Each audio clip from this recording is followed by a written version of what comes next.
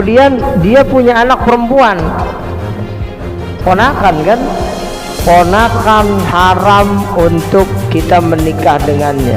Ponakan haram. Ibu mertua sekali kita akad dengan anaknya, maka otomatis selamanya sampai kiamat dia haram untuk kita menikah dengannya. Dan otomatis wudhu kita tidak batal bersentuhan dengan ibu mertua kita. Ada janda, kita nikah sama dia, anaknya baru nongol sesudah akad, itu cantik banget anak kamu, dia anak kamu jadi istri saya aja ya, padahal dia baru akad. Hukumnya bagaimana? Buat bapak-bapak gimana kira-kira? Boleh nggak laki-laki duda punya anak, perempuan janda punya anak, ya kan? Ini bagaimana hukumnya nih? Kalau dia sama-sama tiri, maka hukumnya sepupu itu boleh untuk menikah. Makanya kalau sama sepupu batal nggak? Sama sepupu mah batal, nggak batal. Meskipun bukan anak kita kan, ibunya kan itu jadi istri kita. Iya, tapi ibunya udah jadi istri kita, otomatis dia nggak, apa namanya, anak tiri itu nggak batal sama kita. Wudhunya dia nggak batal. Lebih baik kita hati-hati. Umpama ada anak kecil nih, SD lah kelas 1 gitu ya, kemudian kita punya wudhu, dia cium tangan sama kita, dia cium tangan sama kita, cium bahwa bersentuhan dengan istri sendiri itu nggak batal. Batalnya kalau dia hubungan suami istri, al-jima, tiba-tiba dia ngomong bid'ah, salah semua itu. Udah ngopi belum bang? Gituin, ente siapa?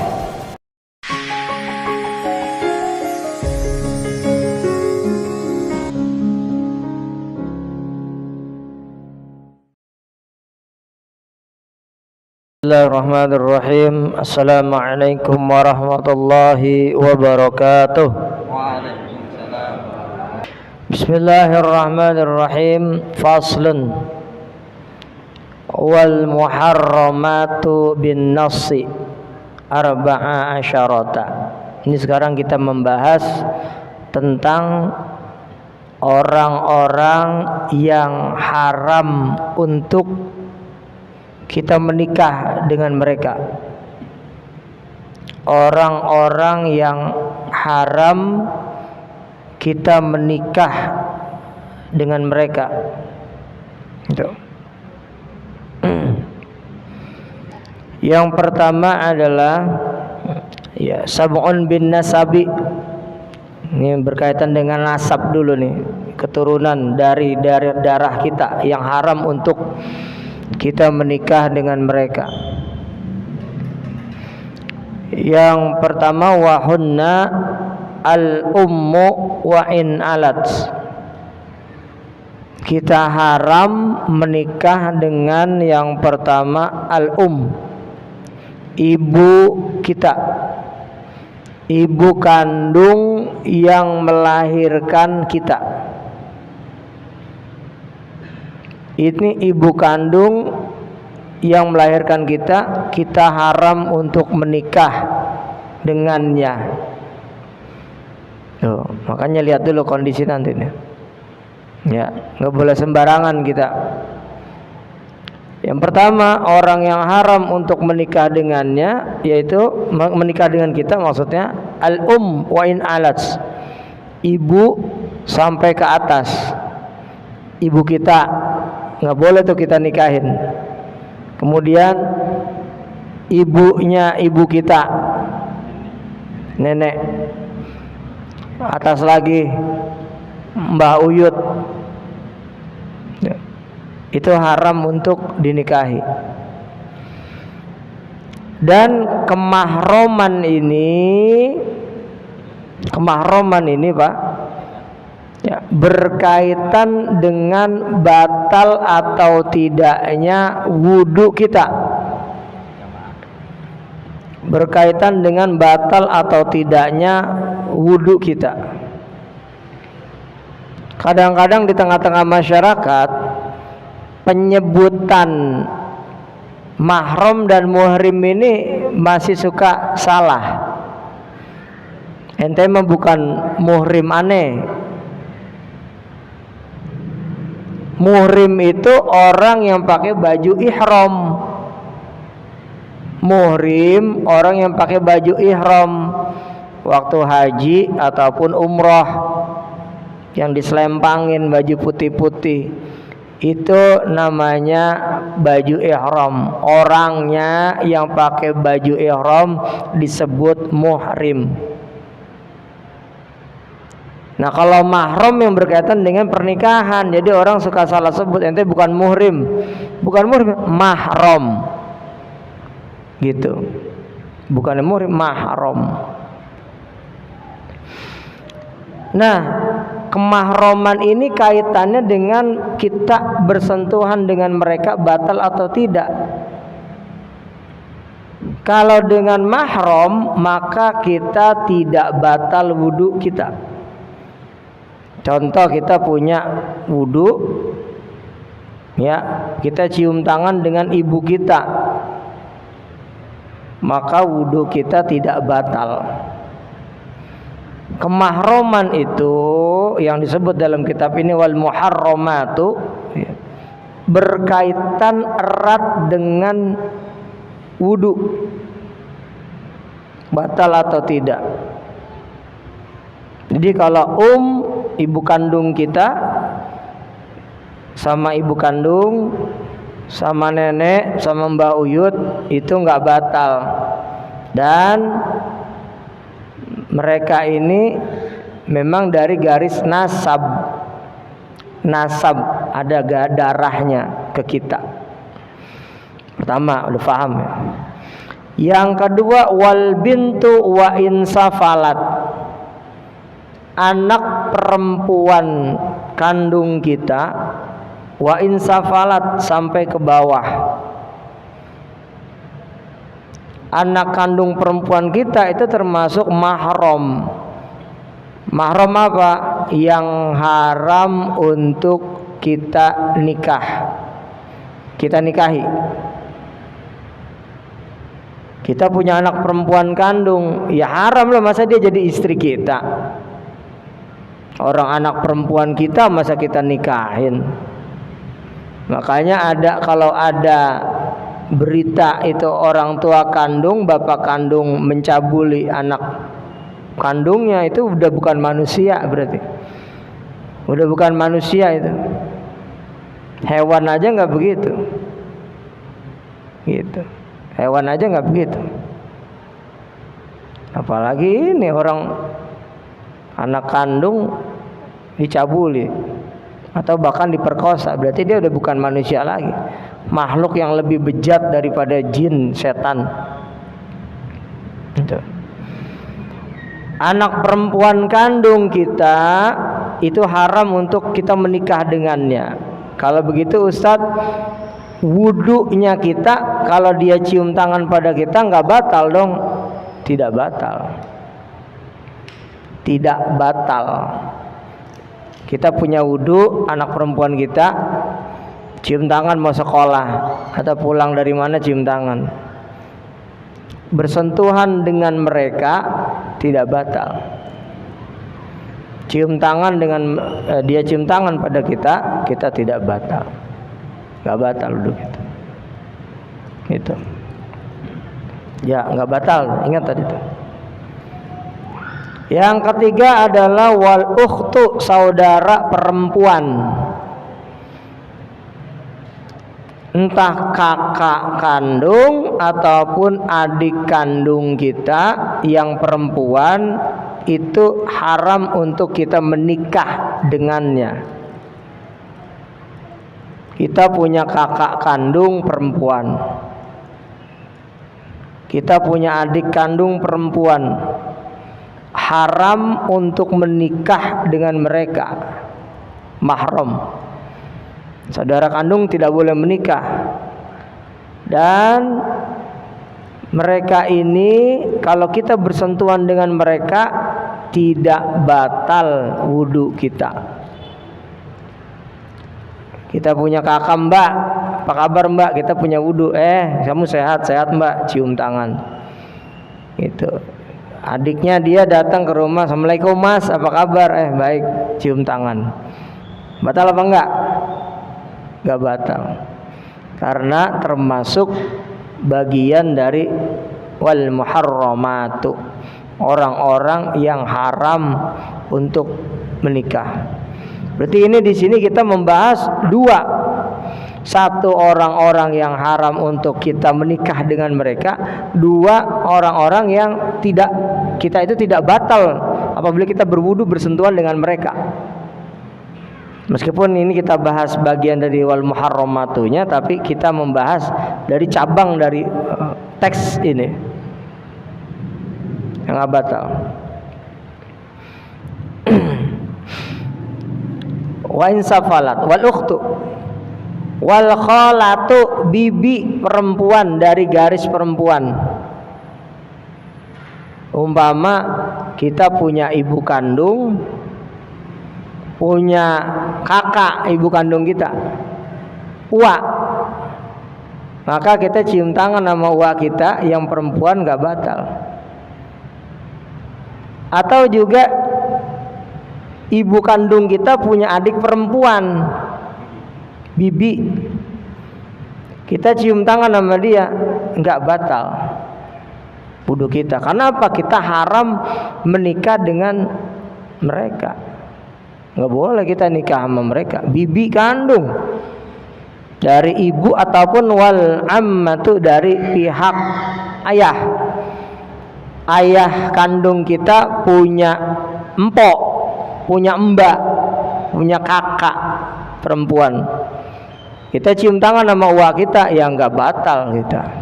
Sekaligus haram menikah dengan mereka. Ayah kandung kita punya adik, bahkan kalau bersaudara banyak, kadang-kadang adiknya bapak banyak bererot, kalau kata orang Bekasi, sampai bontotnya adiknya bapak itu sama umurnya mungkin dengan kita. Atau bahkan juga bapak punya adik banyak sampai umurnya bisa di bawah kita tuh, bibi kita. Kan kelihatannya kalau gandengan udah kayak pacaran. Padahal itu bibi kita, haram untuk kita menikah dengan mereka. Dan kita berwudu, ketika berwudu salaman dengan mereka, wudu kita tidak batal. Nggak batal wudu kita. Itu ya.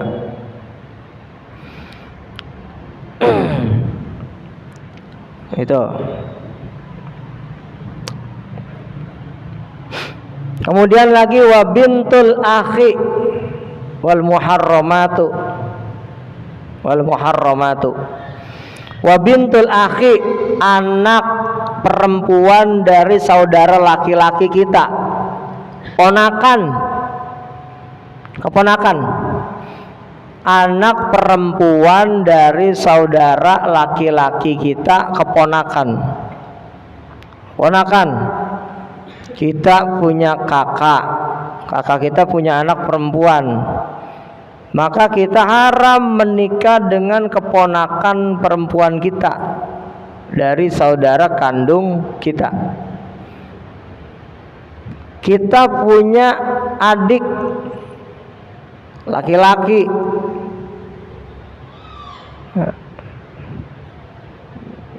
di sini Fedi maju, punya laki-laki, kemudian dia punya anak perempuan, ponakan kan, ponakan haram untuk kita menikah dengannya. Ponakan haram. Jadi otomatis bagaimana Ustaz? Ya kalau kita cium tangan, maksudnya dia cium tangan pada kita karena dia ponakan kita, maka wudu kita nggak batal. Keponakan kita haram untuk menikah dengan mereka. Gitu. Paham Pak ya? Yang kemudian wa bintul ukhti, anak perempuan dari saudara kandung kita.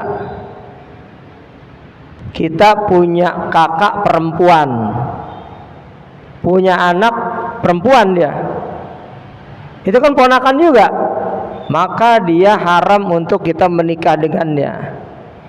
Sekaligus kita tidak batal wudhu kita sama dia. Dia cium tangan sama kita, keponakan. Ponakannya cantik, nggak boleh demen lah. Ponakannya cantik demen, jangan. Gitu. Adik kita perempuan, punya anak perempuan, haram hukumnya kita menikah dengan anak adik perempuan kita, karena dia keponakan. Berarti otomatis kalau dia cium tangan itu tidak batal wudhu kita. Gitu. Paham ya Pak? Itu namanya wal muharramatu, yang haram untuk kita menikah dengan mereka. Sampai sini ada pertanyaan, silakan untuk cabang masalahnya berkaitan dengan yang mahram, yang haram untuk kita menikah dengannya. Silakan Pak, biar rame ya. Bismillah. Kalau dari beda ibu gimana? Adik beda ibu. Kalau adik beda ibu tapi satu bapak, tetap itu haram, itu mahram kita, itu nggak boleh sama. Ini kita punya ya bapak, katakan bapak nih istrinya lebih dari satu, bisa dua, bisa tiga, bisa empat ya. Emang ayahnya pejantan tangguh itu, punya anak perempuan dari beda ibu, dia saudara kita, saudara satu bapak lain ibu, bibitnya sama, 4 istrinya, bibitnya dari bapak kita 1, kita dari istri pertamanya bapak kita, ini dari ibunya ya, dari bibitnya bapak kita juga, yang ketiga dari bapak kita. Ini semuanya anak satu dari satu bapak, yang nggak boleh untuk menikah. Gitu. Kalau itu saudara satu bapak satu ibu, itu jelas ya saudara.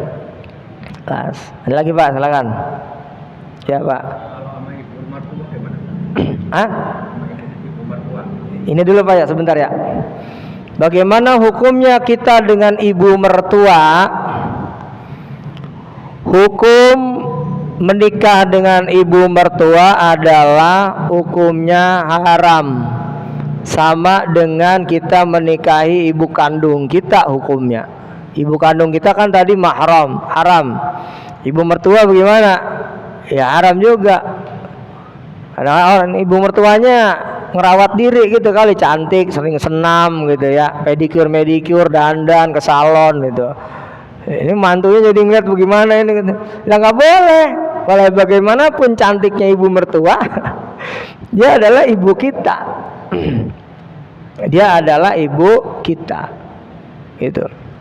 Sekali kita akad nikah dengan anaknya, ini ada perempuan, kita demen sama dia. Ya, dia punya ibu. Kita nikah. Saya terima nikah dan kawinnya gitu. Nah, selesai tuh. Terus bapaknya meninggal. Bapaknya meninggal tuh, yang menjadi wali kita, bapak si perempuan istri kita tuh. Lah kemudian, kamu saya ceraiin aja, saya pengen sama ibu kamu. Ya nggak boleh, haram. Ibu mertua sekali kita akad dengan anaknya, maka otomatis selamanya sampai kiamat dia haram untuk kita menikah dengannya. Dan otomatis wudhu kita tidak batal bersentuhan dengan ibu mertua kita. Gitu. Sebaliknya ini udah paham ya. Jadi kalau ibu mertua itu haram untuk kita menikah dengannya, karena kita sudah menikahi anaknya, otomatis ibunya istri kita itu jadi ibu mertua, sama dengan hukumnya ibu kandung kita, maksudnya secara bersentuhan dan haram untuk menikah. Bisa nggak dibalik Pak Ustadz? Kasusnya, lihat kasusnya begini sekarang. Ada seorang perempuan janda, masih muda, katakan jandanya masih umur 4 42, 43, 44 gitu, 45. Nah, masih muda lah itu. Masih ngerawat diri. Cantik ini janda. Ah, ini janda punya anak perempuan. Ini janda punya anak perempuan nih. Terus anak perempuan dia belum pernah kita lihat lagi di kampung. Terus kita menikah dengan si janda ini. Ya. Nah, nikahlah. Ya, udah jadi suami istri ini. Suami istri. Ya, dia dengan kita dengan si janda ini udah jadi istri kita nih dia nih. Nah, kemudian kita belum pernah ngeliat anaknya dia yang perempuan nih. Tiba-tiba anaknya dari kampung datang kan karena ibunya nikah. Tapi akadnya udah selesai kita. Datang siang dia datang lah tuh. Kita lihat begini. Lah ini anaknya cantik banget ini. Cakep banget ini anak ini. Anak dari istri kita tadi tuh, yang kita udah nikahin seorang janda. Ini contoh. Nah, dia ngomong, kita ngomong sama istri kita tuh yang janda tadi. Apaan? Itu anak kamu cakep banget. Contoh ini mah nggak mungkin kejadian, tapi ini fikih. Anak kamu cantik banget itu. Anak kamu cantik banget. Ya emang kenapa? Udah saya sama anak kamu aja ya. Saya nikah sama anak kamu aja ya. Bisa nggak kita ceraikan itu si tadi tuh, si perempuan tadi terus kawin sama anaknya? Kan kalau tadi sebaliknya, kita nikah sama anaknya, ibu mertua kita otomatis jadi ibu kita. Selamanya nggak boleh kita nikah sama ibu mertua kita. Kalau sekarang dibalik nih, ada janda, kita nikah sama dia, anaknya baru nongol sesudah akad. Lah, itu cantik banget anak kamu. Udah, anak kamu jadi istri saya aja ya. Padahal dia baru akad, hukumnya bagaimana? Buat bapak-bapak gimana kira-kira? Boleh nggak? Hah? Diceraikan dia, kemudian nikah sama anaknya? Boleh, boleh. Sadami ada lagi? Kayak dia pak? Nggak boleh. Ada lagi pak? Nggak boleh. Pak, nggak boleh. Hah? Boleh. Boleh bersyarat. Betul jawabannya boleh tapi bersyarat. Syaratnya apa? Ini tadi janda udah jadi istri kita, anaknya nongol, cantik banget anaknya. Ya, udah anak kamu jadi anak saya dah, apa namanya, jadi istri saya, kamu saya ceraiin. Syaratnya ada apa? Kita belum melakukan hubungan intim dulu sama istri kita tuh. Syaratnya. Tapi kalau udah masuk, udah dukul, ya, udah masuk, udah dukul, maka otomatis anaknya dia yang tadi jadi istri kita, yang kita bilang tadi anak kita cantik, otomatis dia jadi anak tiri kita dan haram kita untuk menikah sama dia. Syaratnya Pak Hedi, belum kita dukul dulu dia ya. Larang baru pagi akad, siang nongol anak yang perempuan dari kampung. Udah cakep banget ini anak. Bisa nggak secara fikih diceraiin? Udah kamu saya ceraiin ya sama anak kamu. Oh ya udah nggak apa-apa. Ya kamu bapak-bapak semuanya nih baru akad nih ya rame-rame. Ini istri saya mau saya talak 3, kamu saya ceraiin talak 3. Nah, terus gimana pak? Ini anak gadisnya buat saya nikahin. Boleh, syaratnya belum didukul dulu. Nah kalau udah malam pertama sama tuh emaknya, besok baru anaknya nongol, lah itu anak kamu cakep itu, udah saya kawin sama dia. Lah nggak boleh, emaknya udah disetubuhin sama dia, nggak boleh. Tapi ini fikih kayaknya mah kagak ada yang begini mah. Kalau kasusnya ibunya meninggal, tetap itu haram jadi anak kita. Anak tiri sama anak tiri, artinya anak masing gitu. Oh beda kalau itu Ustaz. Kalau ini kan tadi begini kasusnya, si anak tadi kan Ustaz Jamil pertanyaannya, kalau emaknya meninggal dia udah jadi istri kita, terus ini anaknya gimana? Anaknya tetap jadi anak kita. Makanya dalam Islam itu apa? Pernikahan itu mitsaqun ghalidha, satu perjanjian yang sangat berat. Beratnya bagaimana? Loh, semua akad itu kita akan menanggung semua cabang-cabangnya, dari masalah duit, dari masalah anaknya si janda tadi jadi anak kita. Emang gak berat nikah? Lah makanya perjanjian yang berat tuh, ikatan yang begitu berat itu maksudnya. Gitu. Nah, itu dah makanya. Jadi itu haram tuh ya. Tapi kalau sudah didukul tadi haram untuk dinikahin anaknya. Kecuali tadi belum didukul. Gitu. Kalau belum didukul mah ya kayaknya juga nggak mungkin juga lah kalau udah habis akad mah belum nggak didukul malamnya gitu. Itu memang karena laki-laki nunggu-nunggu gitu kan. Laki kan nunggu itu kalau akad. Salah satunya nunggu itu laki-laki mau kalau akad. Nggak ada itu umpama habis akad saya terima nikah dan kawinnya Fulana binti Fulan dengan mas kawin tersebut tunai. Istrinya dianggurin seminggu 2 minggu nggak disentuh-sentuh, kayaknya nggak mungkin itu. Kalau normal mah nggak mungkin. Gitu. Tadi pertanyaan Ustaz Hasyim berkaitan dengan ipar sama ipar. Ipar apa? Anak tiri sama anak tiri. Ini laki-laki duda punya anak, perempuan janda punya anak, ya kan? Ini bagaimana hukumnya nih? Kalau dia sama-sama tiri, maka hukumnya itu boleh menikah antar anaknya masing-masing. Boleh menikah antar anaknya masing-masing. Boleh. Dia punya bawaan ini satu, dia punya bawaan ini. Si janda punya anak perempuan, si duda punya anak laki-laki. Ini pada emak bapaknya udah kawin. Dia anaknya demen-demenan. Temu mulu jadi demen. Boleh nggak? Boleh, karena bibitnya beda orang lain, bukan mahramnya dia. Gitu. Masuk ke dalam ajnabi. Perempuan ajnabi itu ya boleh dinikah. Ajnabi itu boleh untuk kita nikahi orang lain. Tadi apa Pak? Maaf, potong. Apa? Oh, sepupu. Sepupu anak ponakan ya? Oh, boleh. Ponakan. Ya, gini. Kalau menikahi sepupu itu hukumnya boleh. Umpamanya kita punya bapak kita nih kan punya anak kita, adiknya bapak kita punya anak perempuan, maka kita menikah dengan anaknya mamang kita, boleh. Sepupu jatuhnya. Sepupu itu boleh untuk menikah. Makanya kalau sama sepupu batal nggak? Sama sepupu mah batal. Karena kita dengan sepupu itu boleh untuk menikah. Ada nggak orang yang menikah dengan sepupu? Ada. Iya. Sepupu. Kita dengan sepupu kita. Boleh. Kita dengan sepupu kan nggak boleh tadi itu kan ya. Itu mah ponakan.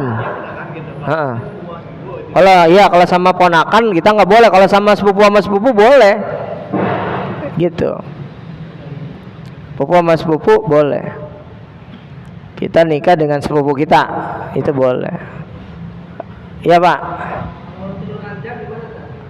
Turun ranjang. Oh gitu. Tadi udah jelas Pak ya. Menikah dengan sepupu itu boleh, silakan. Emang bisa demen sama saudara sepupu?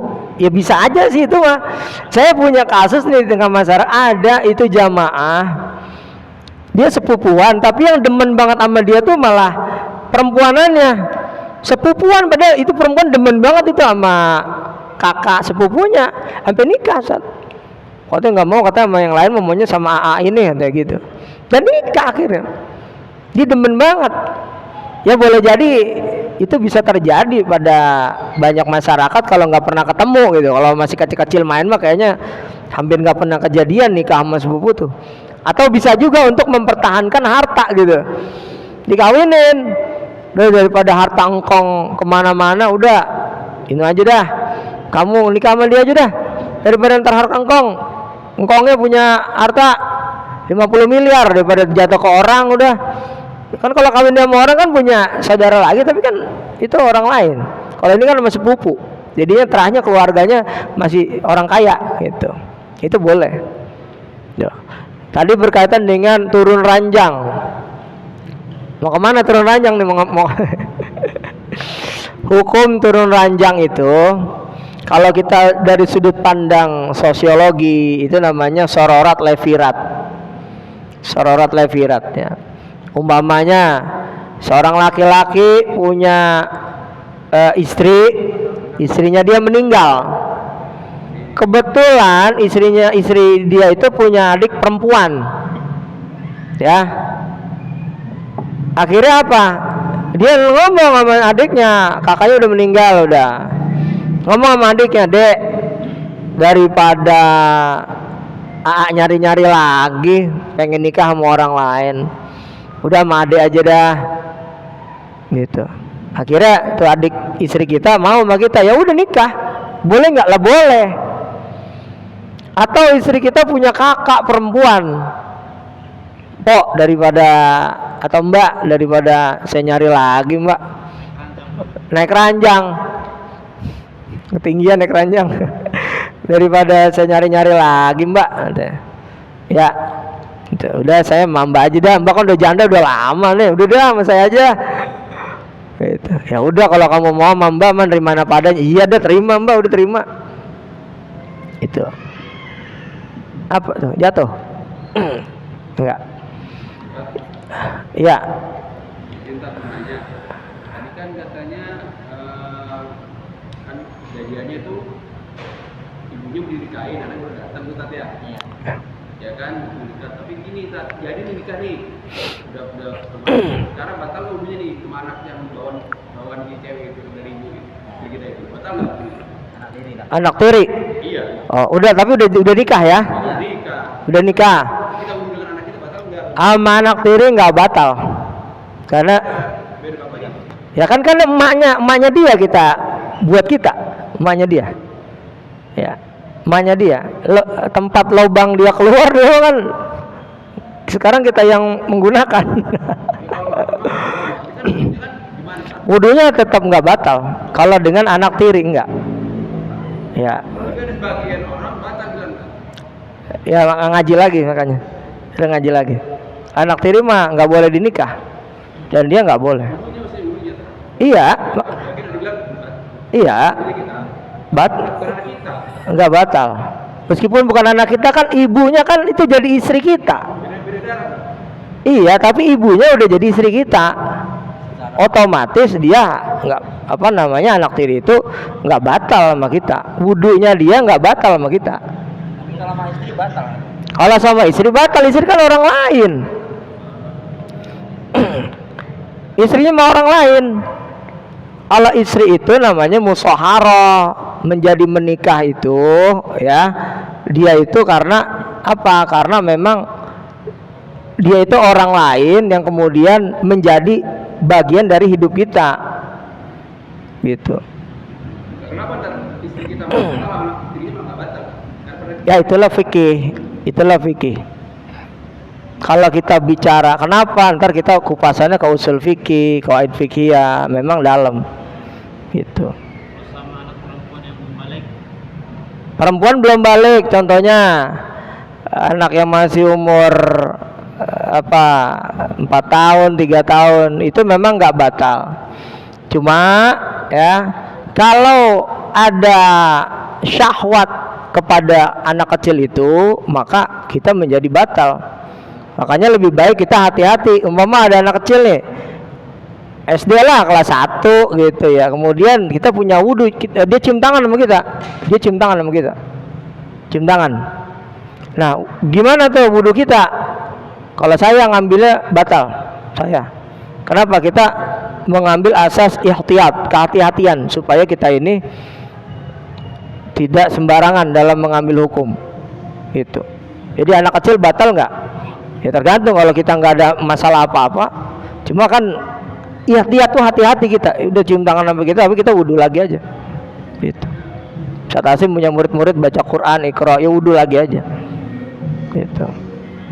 Gitu ya. Kalau di Makkah beda lagi ya. Kan orang banyak itu. Oh, kalau bersenggolan antara laki-laki perempuan, bersenggolan ya, laki-laki perempuan ketika lagi tawaf, itu nggak apa-apa.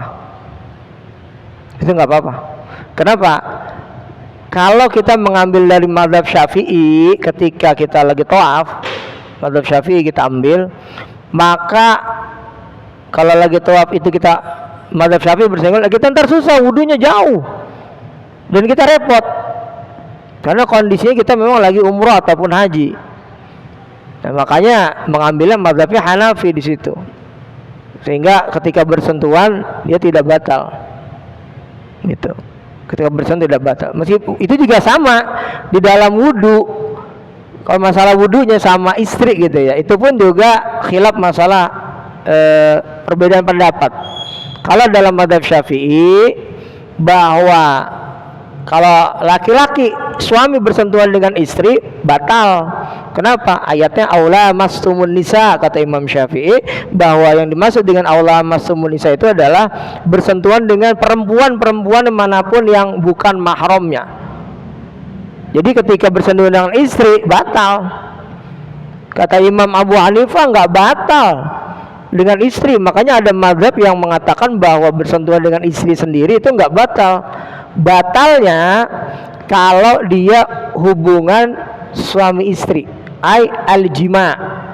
Jadi kata Imam Abu Hanifah, kalau istri bersentuhan atau pegangan sama-sama punya wudu, terus habis pegangan di sholat isya bareng, nggak apa-apa, kata Imam Abu Hanifah begitu. Batalnya kapan? Kalau dia jima. Ya kalau jima saya dalam mazhabnya bukan batal lagi, udah kelewat, itu mau mandi. Gitu. Kalau yang saya ditanya bagaimana? Saya bermadzhab Syafi'i berdasarkan mata rantai penyebaran Islam sampai ke Nusantara. Gitu. Mazhab yang paling banyak dianut di dunia apa? Mazhab Abu Hanifah. Imam Abu Hanifah. Nah, Imam Abu Hanifah itu adalah mazhab yang paling banyak di dunia. Contohnya di Turki, di Cina Utara, kemudian di wilayah bagian Asia Selatan, India, Pakistan, Bangladesh itu anak Hanafi banyak, Turki juga. Yang kedua mazhabnya Syafi'i, yang terbanyak di dunia itu Syafi'i. Yang kedua ya, setelah Abu Hanifah baru Syafi'i. Baru ketiga Maliki. Yang keempat baru adalah Hambali ya, cuma ada di sekitar wilayah Saudi Arabia saja. Gitu. Wilayah Saudi Arabia saja. Ada lagi, Pak? Kalau memahami hadis bahwa Rasulullah pernah bersentuhan dengan Aisyah langsung sholat itu, ya itu kan begini, bersentuhan ini kan juga jadi analisa ulama ya. Rasulullah mencium Aisyah kan gitu. Nah, menciumnya ini bihail atau tidak, atau punya penghalang atau tidak. Waktu itu jangan itu, dalam riwayat hadis yang sahih banyak itu. Rasulullah itu waktu itu pernah sholat tahajud malam. Aisyah dalam kondisi kakinya lagi selonjoran, karena kan Rasulullah rumahnya kan sempit kecil. Aisyah lagi selonjoran sampai Rasulullah kemudian menggeser kakinya Aisyah. Nah, menggeser nih. Nah, kata-kata menggeser kakinya Aisyah ini ada selimutnya apa nggak ada selimutnya? Karena kan nggak ada yang lihat langsung. Nah, itulah kemudian alim ulama khilaf di situ, perbedaan pendapat. Gitu. Kalau menurut Imam Ibnu Hajar Al-Asqalani, waktu itu disentuh Aisyah, digeser, cuma ada selimutnya. Karena kondisinya kan dingin, padang pasir. Cuma digeser, cuma ada selimutnya. Jadi yang dipegang itu bagian hailnya, ininya dipegang. Kalau umpamanya ada memang tidak batal dengan istri, dalam mazhab Syafi'i ada 3 titik dalam tubuh wanita ketika kita sentuh wudu kita nggak batal. Kita punya wudu, terus kita nyentuh istri kita nggak batal. 3 bagian tubuh mereka. Apa? Yang pertama rambut. Rambut. Istri kita cium rambutnya nih, kita mau keluar, kita punya wudu, cium rambutnya, nggak batal, karena itu bukan kulit. Rambut bukan kulit. Yang kedua apa? Kuku. Kuku nggak batal. Ini kuku nih, kita punya wudu, istri kita pegang ininya, mas ini mah mau berangkat dulu, kukunya kita jangan salaman, kuku aja, kuku sini, tangan kita giniin, toel, wudu kita nggak batal. Atau satu lagi, bagian apa? Gigi. Nah, gigi juga sama. Mah, mana giginya sini? Mau ngapain? Udah sini daripada gini-gini. Ayo. Nggak batal.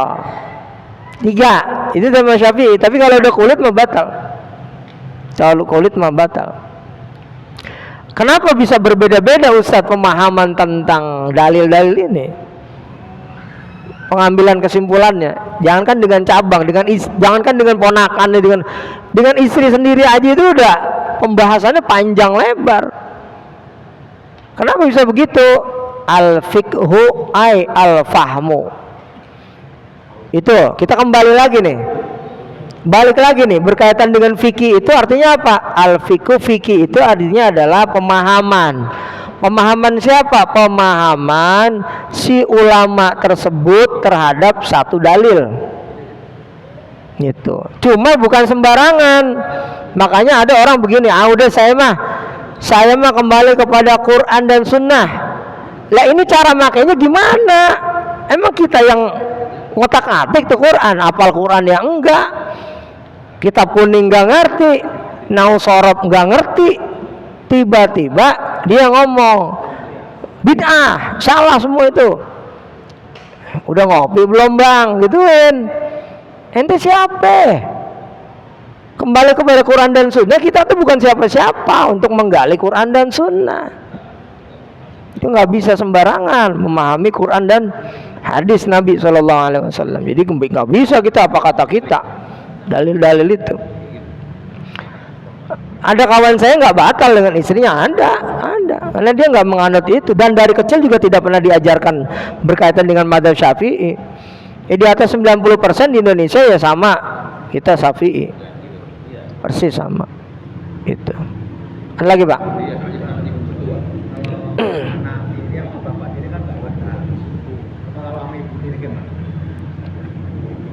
Sama ibu tiri. Enggak batal. Iya mah. Beda apa? Anak beda ibu. Ayah nikah lagi sama ibu. Oh, yang kayak tadi ya. Jadi ayah istrinya banyak gitu. Kawin lagi. Ibunya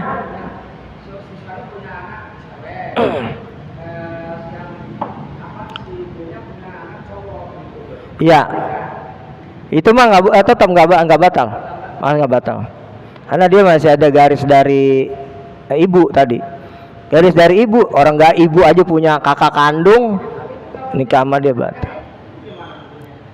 Jangan, iya masih ada garis dari orang tua, dari ibu, kecuali sepupu. Kalau sepupu kan lain, itu kan sama produknya dari satu rahim.